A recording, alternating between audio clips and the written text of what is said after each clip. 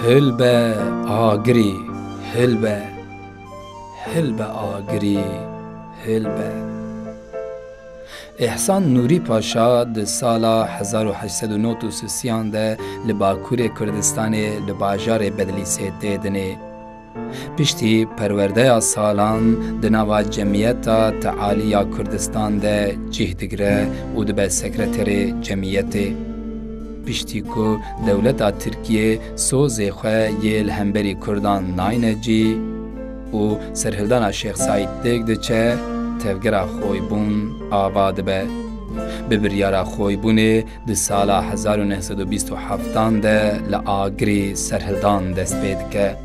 احسان نوری پاشا ده سرهلدان آگری ده به فرماندار لشکری احسان نوری پاشا جبو آزادیا کردستان حتی داویا عمر خواه ده ناوا کار و خباتان دابیه به جان خواه گریدای تفگره خوی بونه بیه پشتی کو سرهلدان آگری به کنکوژیا دولت و به گلک ظلم و زورداریان تک ده چه احسان نوری پاشا نچاردمینه و بری خود ده ایرانه